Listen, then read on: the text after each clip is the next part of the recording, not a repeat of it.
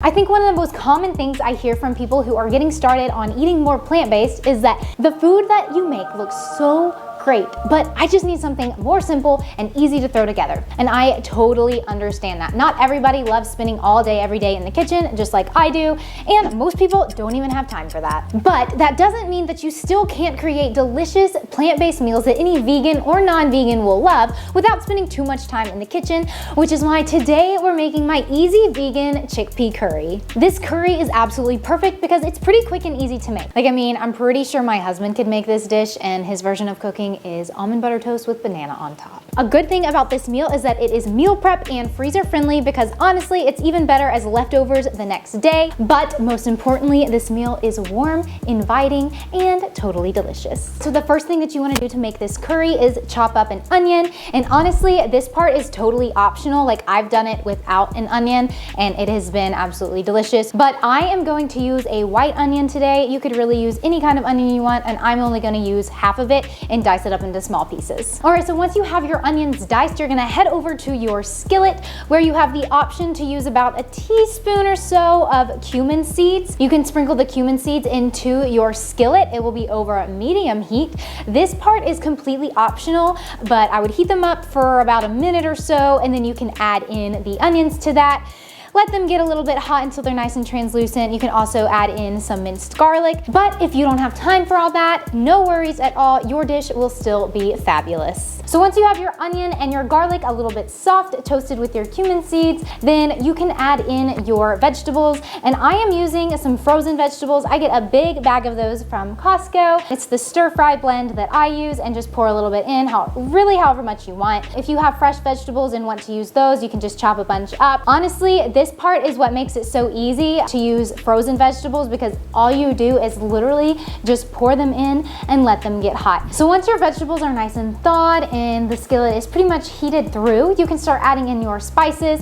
And the spices are really what makes the curry taste like a curry and taste absolutely delicious. And I have tested this recipe a few times, and I have come up with my perfect culmination of spices that I like to use. If you want to add more or less or take away something that's in there that you don't like, you can totally do that. But I love this flavor combo and the ratios that I use in this dish. So the first spice that we're going to add is, shocker, it is curry, and I'm using the biggest portion of that in the curry today. Again, surprise, surprise. But I will be using 3 tablespoons of curry. How many times can I say curry in one sentence? Probably about a million. Next, we have 1 tablespoon of ground cumin, and yes, I still add the ground cumin even though I added the cumin seeds. Then I'm gonna add 1 tablespoon of smoked paprika. I kind of like the smoky flavor that it gives this curry.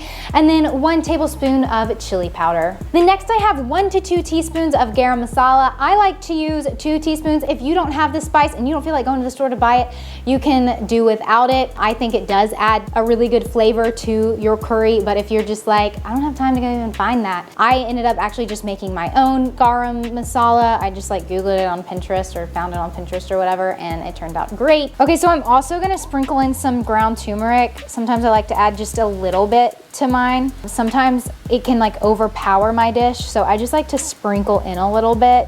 Then we're gonna add a little sprinkle of cayenne pepper. If you don't like your spicy at all, or your kids don't like spice, I wouldn't add the cayenne pepper. I do like a little heat and a little bit of kick to my curry, so I sprinkle some in. You could also add crushed red pepper flakes. That works too. I've done both before. Then you can just finish off the spices with adding in some fresh pink salt or sea salt, whatever kind of salt you want.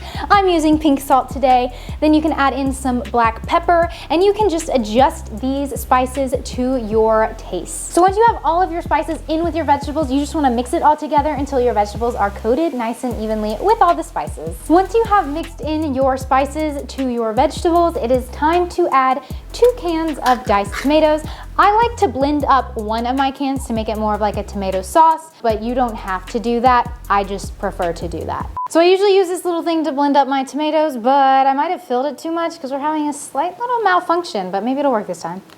Oh, there we go. Just scoot some of the vegetables out of the way, make a little hole in the center. You honestly could really do it however you want. And then I'm gonna pour in the tomato sauce. And if you went the route of blending your tomatoes like I did, now it's time to add just 1 whole can of diced tomatoes. Then you're just going to mix it all together. All right, so this is what your curry will look like after you put in the tomatoes. So now it's time to add in the coconut milk. For the coconut milk, I like to use canned full-fat coconut milk, and the brand that I find that has been the best is the Thai organic coconut milk. I guess you could, if you absolutely had to, use canned light coconut milk, but it will not be as creamy and the flavor will not be as rich, so just keep that in mind. So you want your coconut milk to be nice and smooth, so if you find that it's kind of like chunky on the top like this, you're gonna wanna get a fork and whisk it so it's smooth. I'm gonna pour in the coconut milk into our mixture with all the tomatoes and vegetables. So you wanna mix your coconut milk in so that it is nice and smooth and creamy to make a beautiful, delicious curry.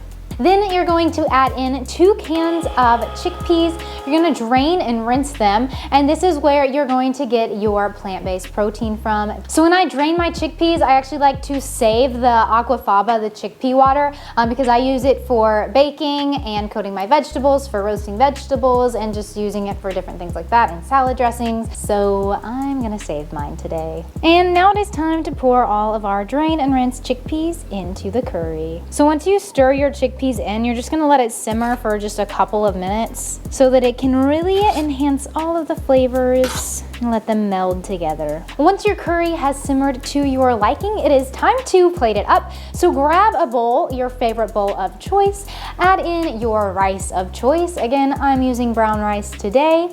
Put that in the bowl and then scoop in your curry. And then my curry is not complete without adding this plain coconut lava yogurt on top. This part is optional, but I really think it enhances the dish. And yeah, since I'm out of fresh basil and fresh parsley, I'm just gonna add some dried basil to the top. Here we go. And it's so warm and flavorful and delicious. Spices really just like, give it a punch of flavor. Fabulous. So if you like this video and you want some more meal ideas, you're gonna definitely wanna check out my vegan grocery haul. You're gonna see all the food that I buy from the grocery store, and it'll give you a bunch of meal recipe ideas if you are going vegan or plant-based. Definitely check that out.